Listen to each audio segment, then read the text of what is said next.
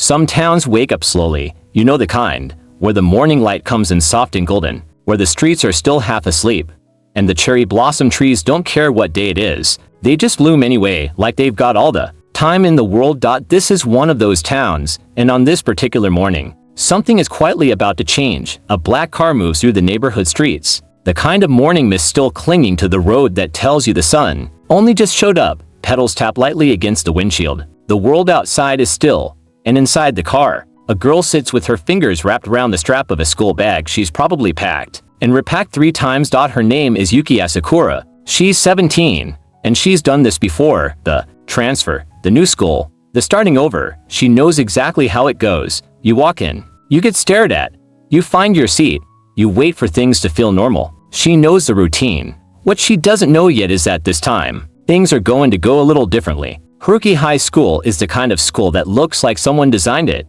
to be impressive. The building is large and clean, surrounded by cherry blossoms so full they look like pink clouds that decided to settle down. Students pour through the front gate in groups, laughing, texting, half awake. Banners hang from the entrance, flapping in the early breeze. Yuki stands at the gate and looks up at the sign. Her expression doesn't waver. She takes a breath, adjusts her bag, and walks in. The hallway is all noise and motion, lockers clicking, sneakers squeaking, voices overlapping. Yuki moves through it the way someone moves through a crowd in a city they've never been to. Not lost, not rushing, just observing. 2 girls near the wall whisper something and glance her way. She doesn't notice, or maybe she does, and just doesn't care. With Yuki, it's sometimes hard to tell. Her homeroom classroom is bright. Windows face the cherry blossom trees outside, and the chalk dust is practically floating in the light like tiny planets. The teacher smiles at the door and steps aside, and Yuki walks in. Every head turns. She goes to the chalkboard. She writes her name, Yuki Asakura, in careful, clean kanji. She turns, bows once, and faces the class with the kind of calm that makes people either feel at ease or mildly unsettled. Half the class leans forward, the other half exchanges glances. In the back corner, one person doesn't move at all. Ren Kashiwagi has the kind of presence that fills a room, even when he's doing nothing. 18 years old, tall, dark brown hair with a slight natural wave, gray eyes that take things in without giving much back. He's leaning in his chair with his arms crossed, and he's looking at the new girl the way someone looks at a puzzle they haven't decided whether to bother solving. His eyes narrow, just slightly, not impressed, not dismissive, something else, something more like noted. The teacher shows Yuki to her seat. It happens to be directly in front of Ren. She sits down, places her bag, opens her notebook, smooth, efficient, like she's done it 1,000 times. Ren tilts his head a fraction and looks at the back of her head. There's something about her. He can't name it yet. He doesn't try to. Morning break comes like a reward at the end of a long wait, and the courtyard fills up fast. Sunlight sits on everything, petals drift. Groups of friends scatter across the benches and walkways like they've claimed their territories. Months ago. Ren is near the fountain, which might as well be his territory. He always ends up there. Or maybe people just range themselves around him without thinking about it. A group of girls have found reasons to stand close. He smiles at the right moments, says something easy, and they laugh. He's good at this. Practiced. The teachers nod when they see him. The guys look up when he walks by. This is just what his world looks like. On the other side of the courtyard, Yuki has found a bench under a cherry blossom tree. She has a book, a thick one, with a worn spine that tells you she's read it before. A breeze turns a page. A petal lands on the cover. She doesn't notice either. She's already somewhere else entirely. A girl comes barreling toward her like a small, joyful hurricane. Short wavy brown hair, round eyes, a grin that could light up a basement. This is Hannah. She introduces herself approximately the way a golden retriever introduces itself, enthusiastical. Why? Immediately, without any concept of the word hesitation. Yuki looks up from her book with the mildest possible expression of surprise. Then, slowly, something softens, a small smile. The first real one of the day. Hannah grabs Yuki's arm and points dramatically across the courtyard, clearly explaining something very important about someone over there. Yuki follows the gesture, across the petals and the noise. There's Ren, laughing at something one of the girls said, effortless, like a photograph of what a perfect high school moment is supposed to look like. Yuki watches for exactly one moment, thoughtful and hurried. Then she turns back to Hannah with mild curiosity and lets her finish explaining whatever she's explaining. Just one moment. but she filed it away. Afternoons at Haruki High tend to drag in math class, the kind where the equations on the board seem specifically designed to make you question your choices. The teacher works through a problem and then looks out at the class with that particular expression. That means someone is getting called on whether they're ready or not. Yuki's name is called. She stands, she walks to the board, she picks up the chalk and starts writing, and the room gets quiet in the way that happens when someone is clearly very good at something. Her solution is clean, precise, and comes at the problem from a slightly unexpected angle. The teacher leans forward, a murmur runs through the class. In the back corner, Ren has his elbow on the desk and his chin resting on his hand. He watches her walk back to her seat. His expression has shifted just a little. The word for it might be recalibrating. After school, the hallways shift energy, slower, louder, more relaxed. Ren moves through it with the easy confidence of someone who's never had to think about how to carry himself. People call out to him. He nods, replies, keeps walking. His presence in a hallway is like a warm current. Everyone adjusts without knowing they're doing it. Yuki is moving in the other direction. She's got her bag on one shoulder and her book in the other hand, going at her own pace, completely disconnected from the flow around her. The hallway parts for both of them from opposite directions. They pass each other for just a fraction of a second. Both of them slow down, not enough for anyone to notice. Shoulders nearly touching. Neither one looks directly at the other. A few petals drift through an open window and fall between them, like punctuation. Ren takes some more steps, then glances back, just half a second. Then he keeps walking. Yuki doesn't look back, but her fingers tighten, very slightly, on the spine of her book. The evening comes in warm and orange. Yuki is walking home through streets she's still learning, holding a hand-drawn map in a small notebook like she's exploring a new country. There's something kind of charming about it, actually. The way she consults it seriously. The way she tilts her head at a street sign like it personally owes her an explanation. She stops at a corner, checks the map, checks the signs, checks the map again. And then, from around the corner, comes a bicycle. Ren slows when he sees her. There's a beat of recognition. The new girl from 2A, standing at a street corner with a hand-drawn map, looking vaguely and elegantly lost. Something flickers in his expression. He stops his bike. He asks her something, probably where she's going. She looks up from the map and meets his eyes without flinching, without any of the startled "oh it's you" energy that most people would have. She just answers him, directly, calmly, like they're the normal people at a corner, which they are. He gives her directions, pointing down the road. She nods once, says thank you, picks up her bag, and walks. She doesn't look back either. Ren watches her go. The sunset is behind her, all gold and orange, and the petals from a nearby tree drip past him on the left side. He stands there for a moment after she's gone, looking at the empty corner where she just was. Then he turns his bike around and rides. Whatever that was. He doesn't name it. Not yet. The next morning, same classroom, same sunlight through the windows. Ren comes in easy and hurried the way he always does. People calling out morning greetings he acknowledges with natural grace.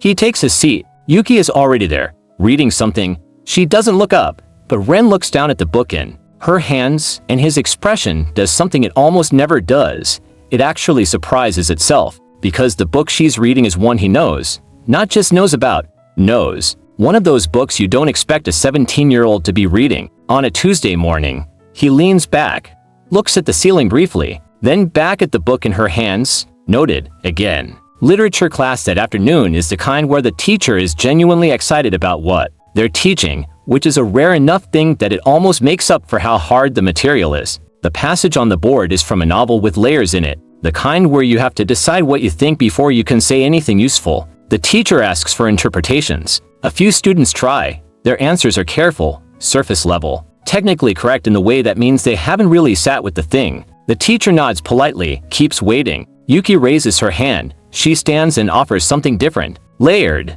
direct, completely unafraid to take a position. The classroom goes quiet in that particular way that happens when someone says the thing that was right there but nobody reached for it. In the back of the room, Ren uncrosses his arms. He sits up slightly. He is paying attention in a way he doesn't usually have to pay attention to anything. Then he raises his hand, and for the next 10 minutes, the class watches a debate happen between the back corner and the front seat. That feels less like a classroom exercise and more like to people who have been waiting to talk to someone at their level. The teacher is delighted. Hannah, sitting somewhere in the middle, looks like she might actually cry from the beauty of it. Neither of them wins. The bell rings and they both sit back down at almost the same time. the class erupts into whispered commentary. After class, while students file out, Ren pauses at Yuki's desk. 2 seconds. He says something brief. She looks up from packing her bag, meets his eyes, and responds with the same directness she puts into everything. It's not warm. Exactly. Not cold either. It's just honest. And that, more than anything, is what keeps him standing there for 1 second longer than he planned. The school library after hours is almost another world. Tall shelves, warm light through arched windows, a silence that feels earned. Yuki moves through it the way a person moves through their favorite place. Not rushed, not performative, just home. She pulls a book from a high shelf and reads the first few pages standing in the aisle, one hand on the shelf and the book tilted toward the light, completely absorbed. Then Ren rounds the corner between the shelves. He stops. She looks up. They're in the same aisle.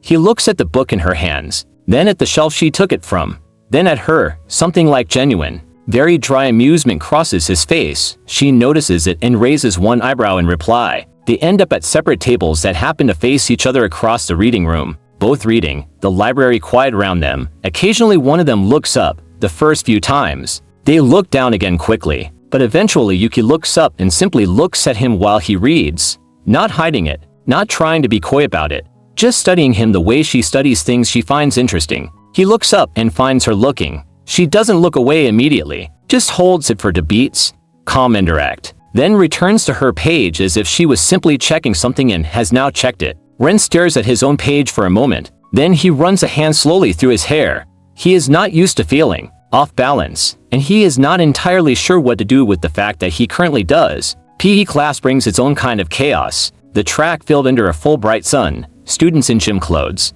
a teacher with a clipboard standing like someone who has witnessed too much to be surprised by anything anymore. Ren on the track is exactly what you'd expect. His form is clean and effortless, his pace steady, and about half the class is watching from the sideline without fully realizing they are. Yuki is at the starting line for the 400 meters, hair tied back, expression as composed as always, which somehow looks even calmer when everyone around her is either stretching too aggressively or vibrating with pre-run nerves. She runs clean, disciplined, not the fastest, not trying to be. She finishes mid-pack and steps off the track and wipes her forehead.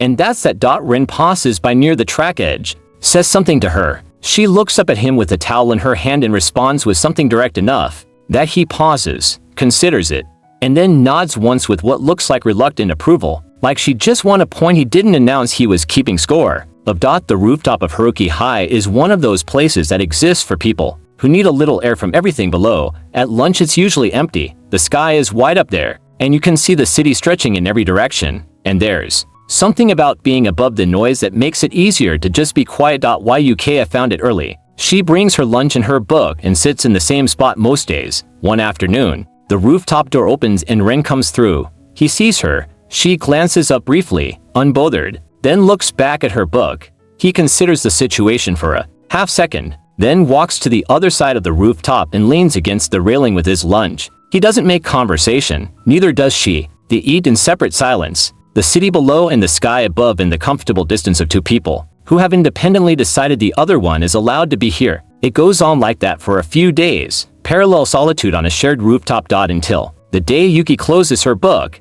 looks across the space between them, and simply asks him something, a real question, not small talk, something about him specifically, the kind of thing nobody asks because they figure they already know the answer from watching him from a distance. He turns and looks at her. She's watching him with those calm violet eyes, waiting the way someone waits when they actually want to know the answer. He pushes off the railing and walks over, and they talk, for real, maybe for the first time, side by side with their arms on the railing and the city below them, nobody watching, nobody performing anything, just 2 people saying things they mean. He says something honest that surprises even him as it comes out. She absorbs it without flinching. Then she responds with equal honesty, and the surprise on his faces, briefly, completely unguarded. A breeze moves her hair. He notices it. Neither of them says anything for a moment after that. The city goes on below, entirely indifferent. The announcement about the school cultural festival comes with the particular energy of a stone dropped in still water. The ripples spread through every classroom and club. Within about 45 minutes, banners, performances, food stalls, the kind of thing that pulls a whole school into one direction and makes even the most reluctant students admit they're a little excited. Ren is in the student council room, calm and measured at the head of the table, fielding proposals with the kind of efficiency that explains why he got elected in the first place. He listens, decides, moves on. The group follows his lead the way water follows gravity. It just goes. Yuki gets designated as the literary club liaison to the council. She notes it down in her notebook, nods once, and that's that. Ren glances at her from across the table. She is already writing something. They end up walking in the same direction after the meeting, both aware of it, neither making a thing of it. After a few seconds, one of them says something, and then the conversation just starts, easy and real, the way conversations do when both people have stopped being careful around each other. In the evening, when the paper lanterns are being tested in the courtyard, their golden light beginning to color the darkening sky, Yuki stands in the courtyard and watches one rise. Her face is tilted up, soft in the glow. Behind her, a short distance away, Ren is also watching. Then he's watching her. There's a cafe near the school that smells like coffee and old wood and something being baked in the back. When the rain started that evening, it seemed to pull people in from the street the way all warm-lit places do. In bad weather, Yuki had come to do festival research. She finds a window booth, spreads her notes, orders something hot. Outside, the rain streaks down the glass. The door opens. Ren comes in, shaking rain from his jacket. His eyes scan the space with the same quick efficiency they always do. They find her. He pauses. She looks up from her notes and doesn't make it weird. She's Yuki. She just acknowledges the situation and goes back to her papers, which somehow functions as an invitation. He sits across from her, takes out his own notes, and they work side by side in a window booth with the rain outside and the warm cafe around them, their papers gradually drifting into a shared space across the table, without either of them consciously deciding to let that happen. At some point they both reach for the same reference book at the same time. Their fingers nearly overlap. They both freeze for exactly 1 second. Ren pulls back and gestures for her to take it. She takes it with a brief thank you nod. Their hands don't touch, but the moment sits in the air between them with a weight that has nothing to do with rain. Outside the window, the cafe looks like a warm painting against a dark, wet street. Two silhouettes at a table, the kind of scene you might walk past and feel a small, inexplicable warmth looking in at. The next morning, Hannah recounts what she saw through that window with the energy of someone who has been sitting on the most important news of their life has finally found an audience. The expressions she makes could fuel a theatrical production. Her friends absorbed every word with wide eyes. This is important data. Festival preparation week at Haruki High has a specific quality. The school fills with banners and building, sounds, the smell of paint somewhere in the building, music coming from the direction of the auditorium at all hours. There's a productive chaos to it, the warm kind that happens when everyone is working toward the same thing. Yuki has the literary club's display room looking exactly right. Book stacks, illustrated quote panels, the arrangement deliberate and welcoming in equal measure. She moves things slightly, checks the sight lines, moves something else. Ren stops in the doorway on a council walkthrough. He looks around at what she's made. Then he looks at a specific panel, a quote ranged around a piece of illustration, beautiful and a little unexpected. Something in his expression shifts, not performance, real appreciation, the kind that doesn't know how to hide itself quickly enough. He comments on a specific detail. She turns to look at it from the angle he's standing at. For just a moment they're both facing the same direction, looking at the same thing, and the alignment is quiet and simple and feels like something. The festival day itself is one of those days that arrives already perfect. The whole school transformed, lanterns and banners and the smell of food from the stalls, families walking the grounds, students performing, the courtyard full and alive. Cherry blossom petals from nearby trees mix with confetti in the air.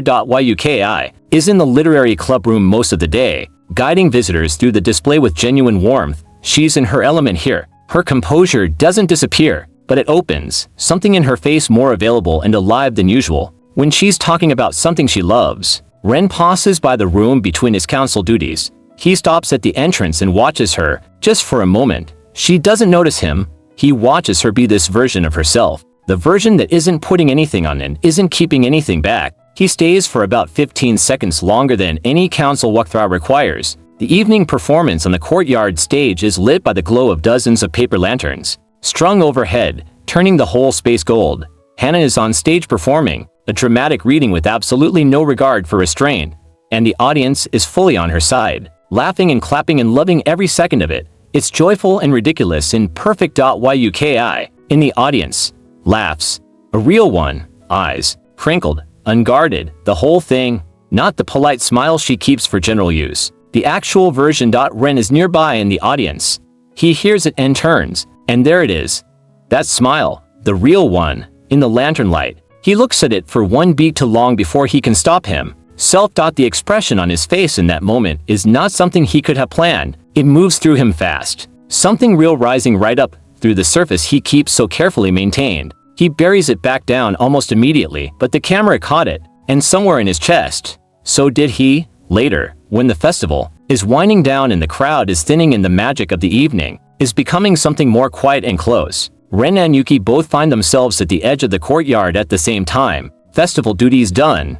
Evening sky deep blue overhead, lanterns still drifting upward in the distance. They stand next to each other and watch them go. The city noise is far away. The school is settling into the end of the day. Everything is golden and slow.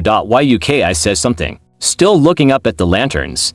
Her voice is quiet, not a dramatic declaration. That's not her style, more like an observation, an honest one. Something real, said simply, into the air between them. Ren turns to look at her profile. She's still watching the lanterns drift. Something in his face shows itself before he can manage it. The composure that's been cracking around the edges all semester finally opens just a little, and what's underneath it looks a lot like someone who's afraid of exactly what he's feeling, and feeling it anyway. That's the thing about Yuki. She doesn't make space for performance. She's too honest for it, and being around someone that honest for long enough has a way of making you honest too, whether you plan to be or not. The morning after the festival, the school returns to ordinary. Banners come down, the hallways quiet, the rhythm reasserts itself. Ren is at his desk before class.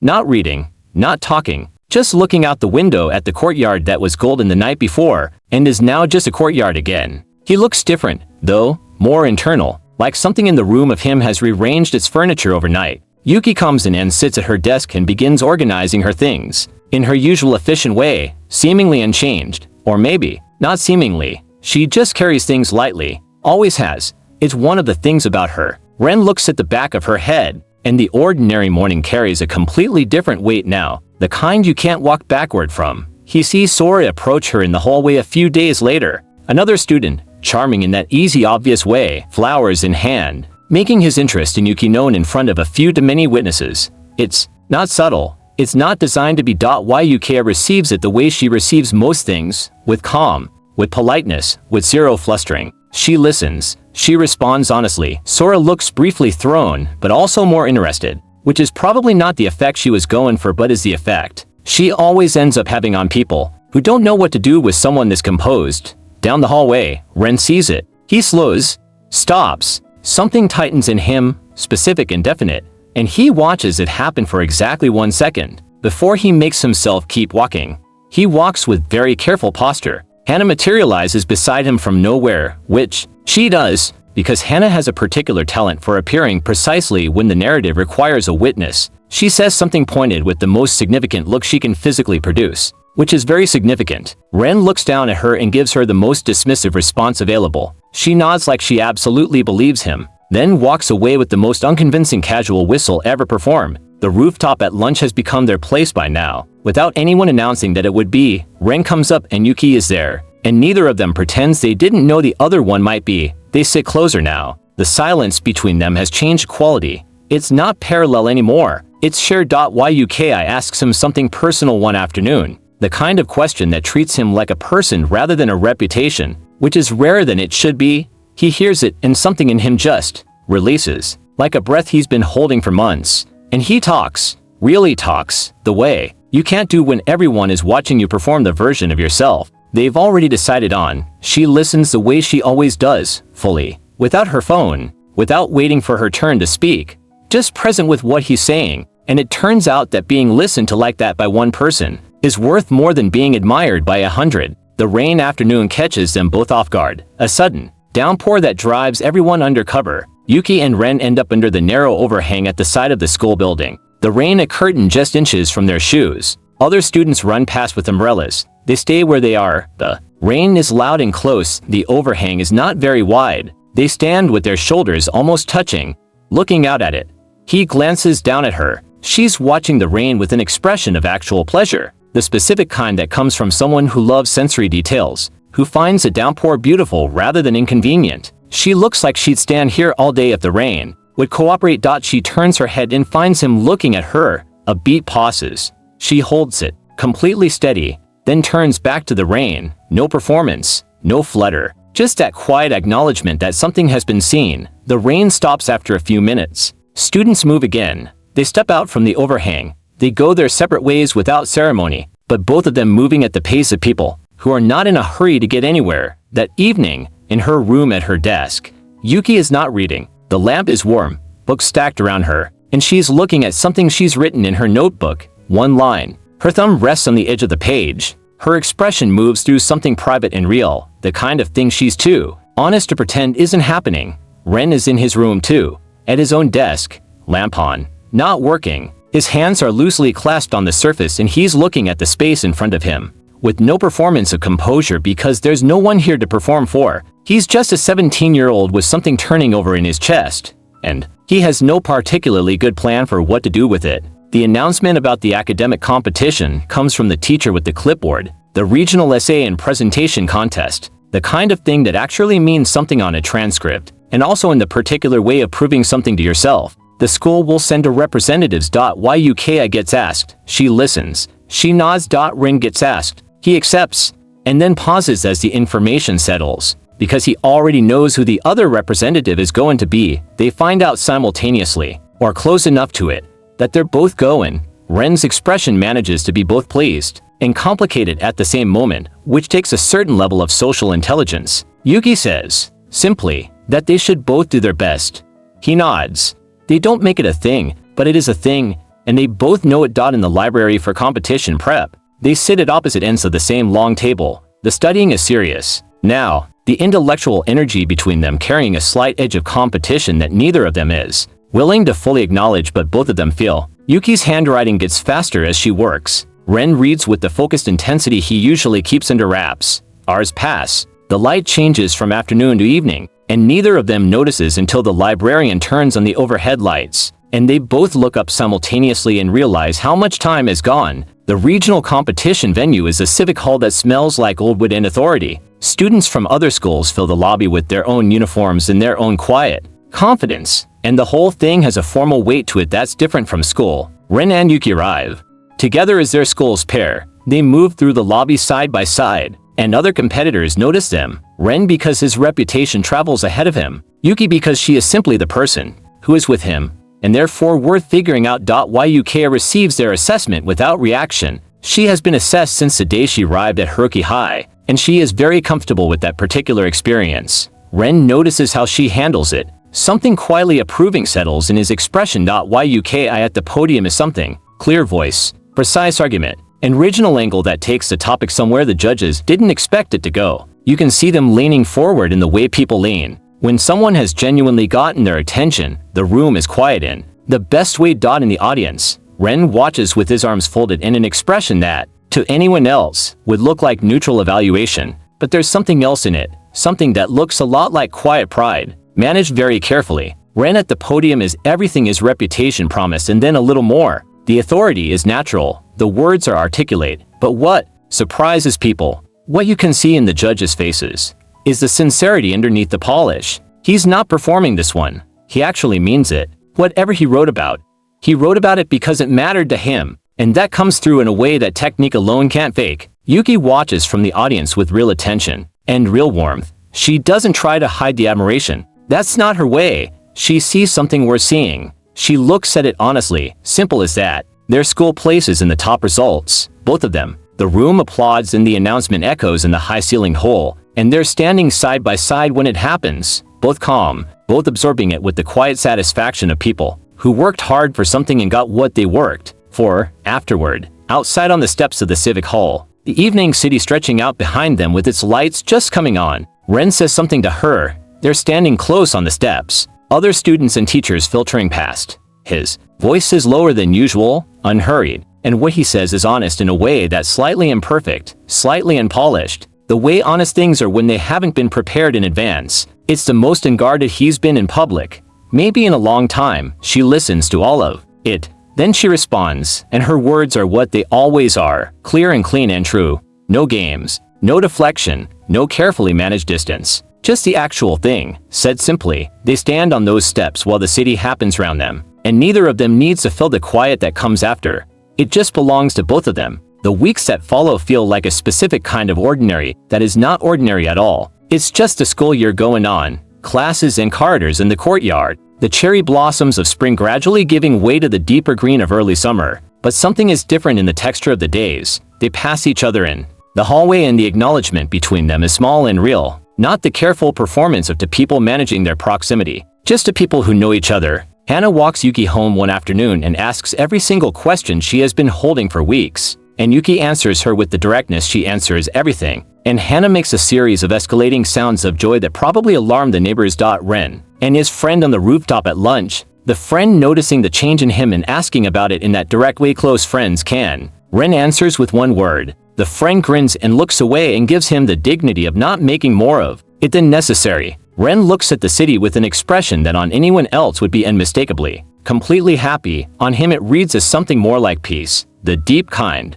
On a Saturday afternoon, there's a small bookshop a short walk from the school, the kind with crowded shelves and warm light and that particular smell of paper and time that certain kinds of people find more comforting than almost anywhere else. Yuki has found it. Of course, she moves through it like she owns a piece of it by simply belonging there. The door opens. Ren scans the interior with the same quick efficiency he always uses, finds her immediately. His expression settles into something warm and without any of its usual careful architecture. They end up moving through the aisles together, shoulder to shoulder in the narrow spaces between shelves. They pick up books and hand them to each other. They say what they actually think. No performance. No trying to seem impressive. Just the easy back and forth of the people who have figured out that they are, more or less, fluent in each other.